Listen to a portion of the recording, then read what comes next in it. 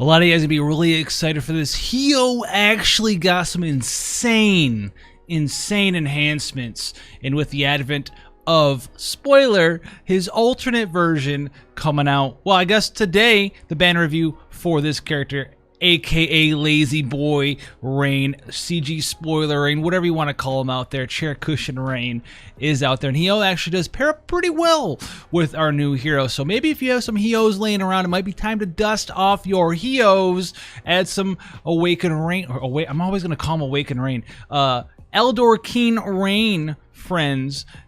If you're looking for a solid damage dealer, Hyoh might be exactly where you need to be. So let's go over all the changes that Hyoh is going to be getting with these ability awakenings and some global EP system updates. So let's go down in here. You guys know Hyoh. He's got the double blade. He's in here with the triple blade, double blade, divine ruination, and as you can see, he's going to get some other stuff. So let's go into his ability awakenings here.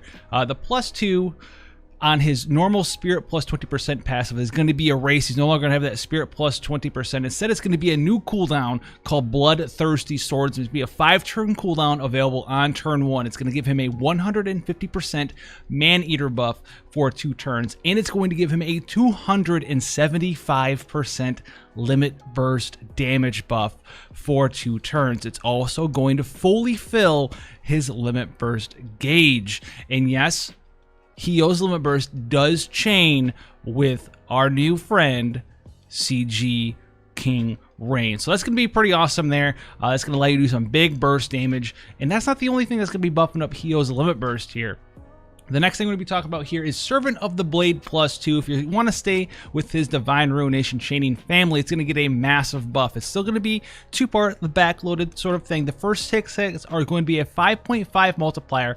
That final hit is going to be a 6.8 multiplier with ignore 50% defense, just like it did before. But this multiplier is way higher than what it used to be. And do remember, he does have a couple Servant of the Blade passives, just a little bit from his previous kit. This is going to do an incredible amount of damage, right around like a 20-ish times multiplier there at the end of the day. There was Servant of the Blade +2, so that's going to be a fantastic pickup for you as well if you want to be chaining Divine Ruination. His Onion Slice move, Ruthless Blade, at +2, it's no longer going to be Onion Slice. It's actually going to be Absolute Mirror of Equity, and that's going to go up to a 19 times total multiplier before any sort of multiplier bonuses from his kit that he may have here.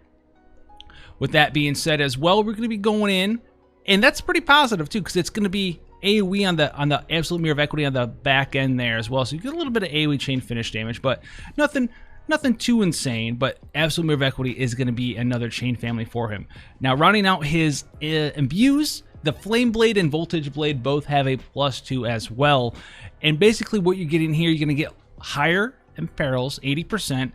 And you're going to get a 5-turn imbue here for either the Thunder or the Fire version. The multiplier does go up by a little bit, but it pales in comparison to the damage that you're going to be getting from the other skills here. But you want to max these out to +2 if you want 5 turns of imbues. This is going to allow you to do that elemental chain, take care of enemies either weak to that naturally, that element, or you can go ahead and these same skills do imperil at the same time. So they're both the imperil and the imbue for the same element, just like they were before. They just last longer and the imperil is a little bit higher.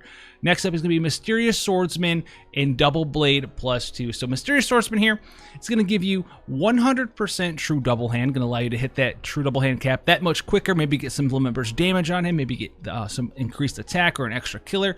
And it's also going to give him 30% attack and spirit and 20% HP and MP. So that's going to be a fantastic enhancement. Definitely pick that one up. Enhancing his Double Blade to Double Blade +2 is going to allow you to cast a couple other skills with his dual casts here. Way of the Void is a big one here at +2. This is definitely a skill you're going to be able to dual cast. Remember, Way of the Void it's been a while.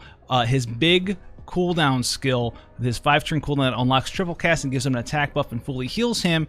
And speaking of Way of the Void, we're going to be revisiting that pretty soon here with Way of the Void +2 also getting an enhancement. This is going to be a 5-turn cooldown available on turn 1. enables triple cast for 5 turns now. It gives you a 250% attack buff, and this attack buff cannot be dispelled. So this is going to be a solid way to set up for a bunch of burst damage with your Hyoh. Now that's going to be his enhancements, but that's not everything. He does have latent abilities to talk about here. 2 big ones, Blade of Despair and Trace of Crimson Rain. Now this is going to cost you your EP skills, your EP points. You're going to want to get access to these though. So Blade of Despair is going to be his Stardust Ray chaining frame. Now that's what our new boy Aldore King Rain specializes in, and Hyoh actually does have a Stardust Ray skill here. On first glance here, it looks like it's going to be really underwhelming, but it's actually pretty dang powerful at the end of the day. So Blade of Despair level 2 is going to give you a 1.0 base modifier with ignore 50% defense for the first 9 hits. That last hit there is going to be a 1.5 mod with ignore 50% as well, and then it's going to increase your limit burst gauge by 10. Now I do think you're going to want to take this one all the way up, because you're going to be chaining with Aldore King Rain or with your other Hyohs with this skill, and you're going to be getting that 10 limit burst gauge, and you can triple cast this skill as well. As you can see, triple blade here does include Blade of Despair level 2, which is his new awakening, or not awakening skill, but a latent ability EP skill, whatever you want to call it there. Now the modifiers are really low, but it's going to be totally fine. You're going to want to be using this skill when Aldore King Rain is in your party due to the Trace of Crimson Rain, which is his other EP skill here. It will auto cast Trace of Crimson Rain every turn if Aldore King Rain is alive and in your party. Obviously that's what that means. You can't have him being alive, you know, off in your unit collection. He's got to be in your party and being alive at the start of the turn, which isn't going to be that hard to do. And even if Aldore King Rain is dead, you don't really have anyone to chain with anyway, so you're not really trying to chain Stardust Ray at this point. What does this have to do with Stardust Ray, and what is the other effects of the skill? It's going to give you 10 or 20%, excuse me, defense, spirit, and MP if you have it maxed out. It's also going to upgrade your limit burst, so you're definitely going to want to max this one out, especially if you plan on using your Hyoh to chain with a bunch of Aldore King Rains. I think there's going to be a fair amount of Aldore King Rains out there in the friends list. Very powerful character, and since he works with Hyoh so well, he might even become even more popular than before. So this is gonna be pretty popular. I think, anyway. I think Hyoh's gonna be pretty cool. I might even bust out my own Hyoh and see what we can get going on in there. Now, what does Trace of Crimson Rain do? Trace of Crimson Rain, right here, increases the modifier by 3.0 for 1 turn. Can't be dispelled. Ruthless Blade +1, and Ruthless Blade +2. It also will give a 4.5 mod for 1 turn. Can't be dispelled, to Blade of Despair level 0, 1, or 2. Now remember, Blade of Despair right here, 1.0 mod ignore 50% defense the first couple hits, and then the last is 1.5 mod ignore 50% defense. We get to add this 4.5 mod to both parts of this. So this 1.5 is going to get that extra 4.5. That's going to take that to a 6.0 modifier at the end of the day. But then it's also ignore 50% defense. So this is going to be a 12 times modifier.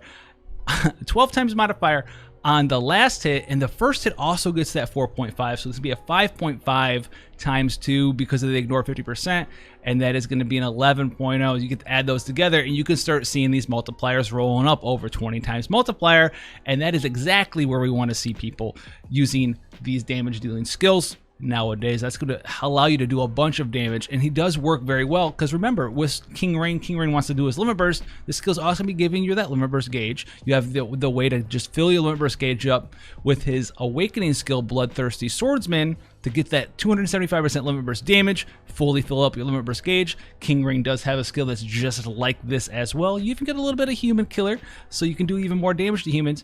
And remember, the EP skill upgrades his limit burst. So what does this upgraded limit burst look like? Upgraded Extreme Nova Plus, it's just going to multiply that multiplier up even higher. Used to be a 19.0 at max level. Now it's a 25.0. 25.0 multiplier, that's relatively low. You know, Regina's got 32 and stuff like that, so it's a little lower than normal, but he's going to have 275% limit burst damage every once in a while with his damage dealing buff. King Rain also does do fire damage very well. There is one small thing with these two characters, that's one little hoop you're going to want to have to try to jump through, and that is on turn 1, Hyoh cannot triple cast. So you have to kind of pick which sort of thing you're going to want to do with your Hyoh and your Rain on turn 2. King Rain can triple cast right away. Hyoh cannot. So if you're using a non-elemental weapon with Hyoh, you're going to need to either someone to fire fire imbue him, or you're going to need to choose one of your 2 cooldowns that you're going to want to use. You either get to use the Bloodthirsty Swordsman +2, or you get to use the Way of the Void +2 if you use it on a non-elemental weapon and you don't have anyone to fire imbue. Now, Ignacio is pretty powerful for both these characters. There's also going to be, I think, eventually a two-handed fire weapon in the future that you can use with this. But what you can do here is you get to use the fire imbue skill, and if you want to do a bunch of chaining damage, you use Way of the Void +2 with his fire imbue that also does the fire imperil. We're talking about a flame blade here as well.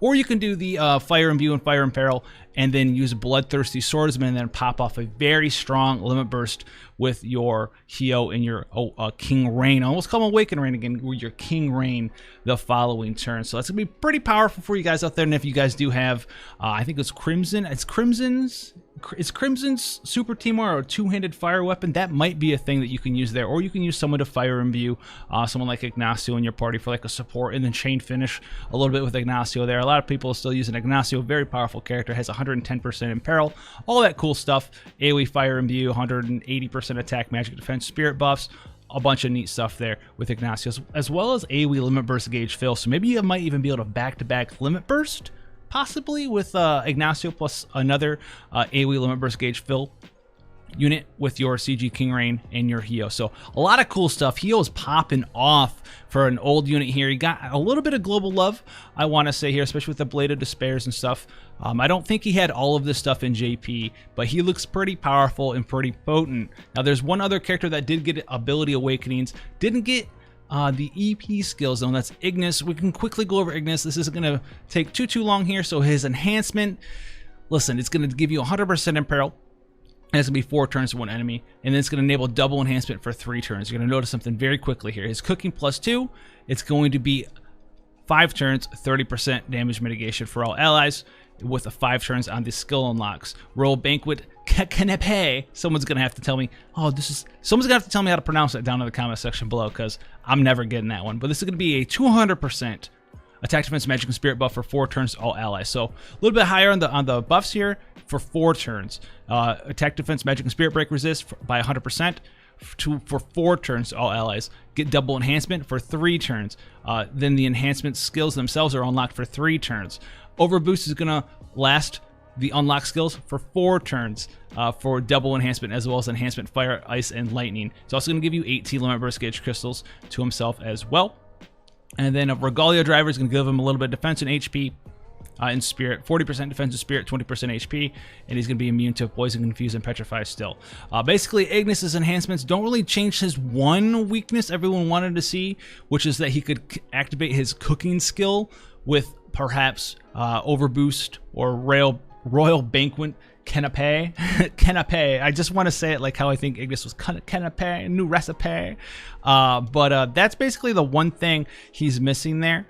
But outside of that, his enhancements, you know, if you're using Agnes, pretty cool. I don't think you're going to be driven to use him. He does have 200% buffs, but he can't do buffs and damage mitigation for your whole party on turn 1, I do not believe. Is a thing that he's allowed to do. He's going to have to pick his poison. Doesn't have dual cast on turn 1 to get damage mitigation in the buffs for your whole party. But the buffs are bigger. He's easier to use though. Right now his stuff is only unlocked for a couple of turns. Now we're getting into 4 and 5 turn unlocks, so that's going to help him out a lot there. But Agnes, pretty cool. But the real Star Store Storm Stealer of the show is our boy Hyoh coming out. I did not expect Hyoh to be this powerful when he got his enhancements. They made him a little bit easier to use with King Rain as well. That's going to be a pretty powerful thing there. So a lot of you guys out there might be able to dust off your Hyohs, use them with the new shiny unit, use your Hyohs with other Hyohs. He's definitely going to be back on the block here. Big limit burst damage coming in, nice chaining damage, and then you get to use and pair him with the new shinier unit. So you let me know how you guys feel about this down in the comments section below. This is going to be a pretty amazing. I do think this is a nice surprise here, and making this before I go to bed. If you want to get more videos like this when they do come out, do hit that subscription button. You have to make sure your notifications are turned on, guys. I am getting so many messages and comments about how they don't have notifications, and if they're not turned on with the bell being rung, YouTube doesn't know that you actually want it. They think that you're just kind of being nice to me. So whether you're just being nice or whether you actually want them, that bell needs to be rung, guys. But look out for more stuff. Tomorrow's going to be the banner review for our boy Aldore King Sofa Cushion of the Master Rain. Until then, guys, take care, and I'll see you in the next one.